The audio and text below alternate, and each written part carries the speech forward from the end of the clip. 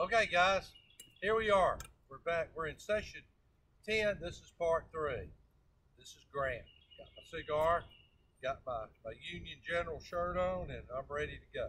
So let's talk about Ulysses S. Grant. Guys, first of all, Grant's out of Ohio. Grant's a cigar smoker. Grant will be very successful in the West. You got to remember, he is fighting in the West. He is fighting over in Missouri. He will be the one that will do the Vicksburg campaign, and he's very successful. Now, Abraham Lincoln, after the Vicksburg campaign, Abraham Lincoln selects Grant. Grant will be the general that will see the war to the end. It will be Ulysses S. Grant that will eventually defeat Robert E. Lee. Now, a couple things I like to mention about Grant. Grant's out of Ohio. Grant had a bad reputation. Grant had a lot of vices, guys. He really did. He could smoke up to 20 of these things a day, especially under stress. He was a chain smoker, but with cigars. Okay. Grant was a drinker. There's probably no doubt whatsoever Grant was an alcoholic. But his reputation for alcoholism really has grown since he's no longer here to defend himself. The thing with Grant was, Grant would often drink when he was lonely. Abraham Lincoln quickly figures this out. So what Lincoln does is, Lincoln lets Grant's wife, Julia Grant will travel with Ulysses S. Grant, or we just call him Sam Grant. She'll travel with him during the war, because when he's with his wife, he never touches alcohol. Grant was very loyal to his wife. He loved his wife, and Julia Grant took care of her husband very well. Grant had a notorious bad habit about when he was out on battlefields, he would sleep on the ground. His uniform was often dirty. She would bring him in. She would make sure he had a clean uniform on. Grant had that reputation. Grant is a combat soldier. You have to remember, that's what he does. He's a combat soldier.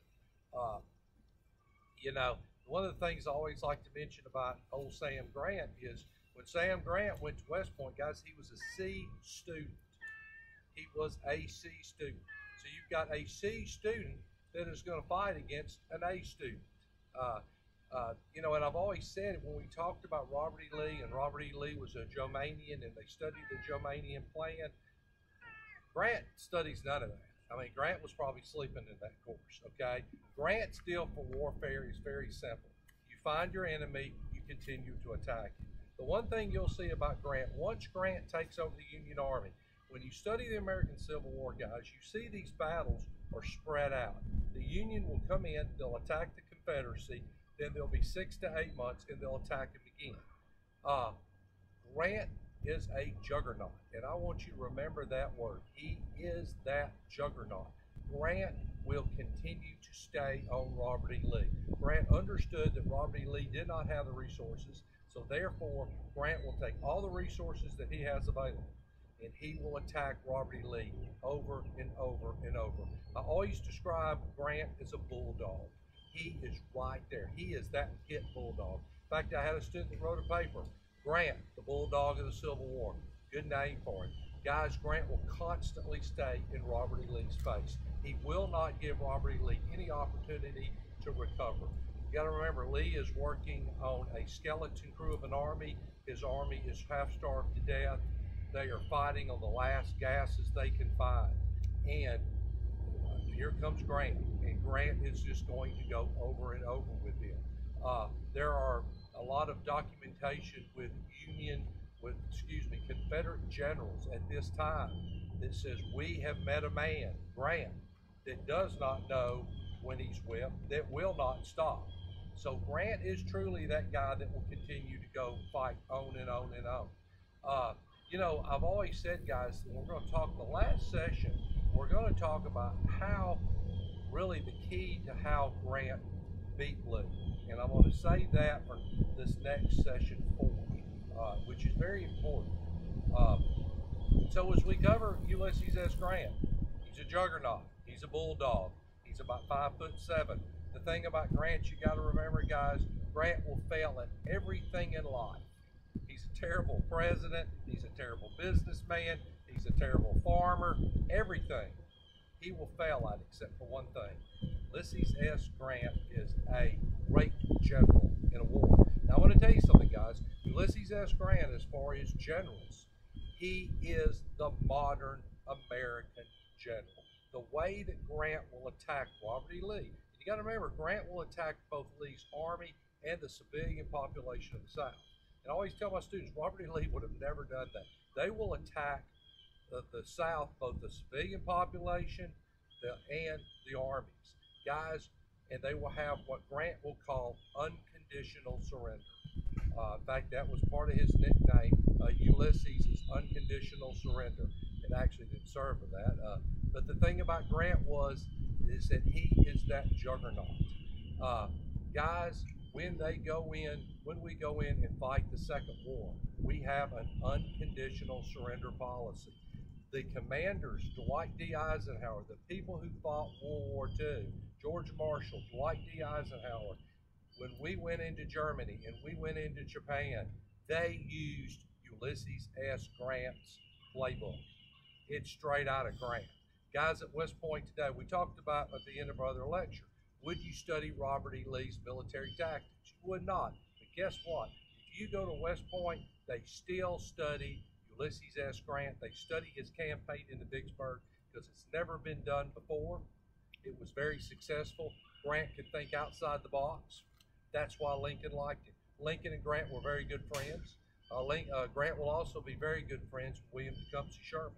So as you have to decide which general you want, you have two good choices. Both Robert E. Lee and Ulysses S. Grant are both very good generals.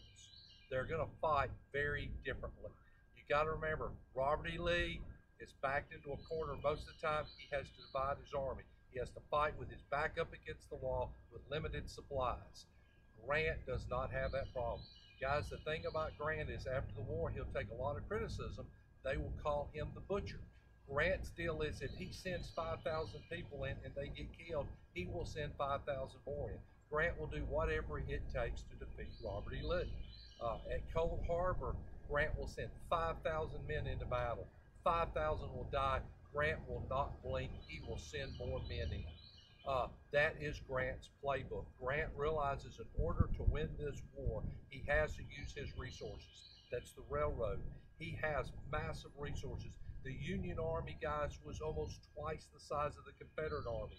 And Grant will throw those men time and time into the teeth of that Northern Virginia war machine. But that's the way Grant's going to win it.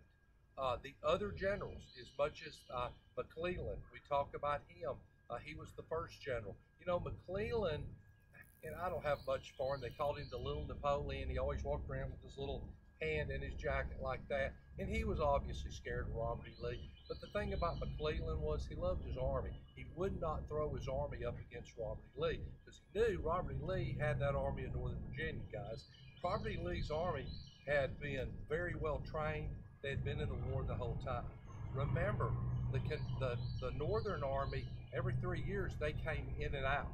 That's one of the last things I want to mention about Grant was Grant and the use of African Americans.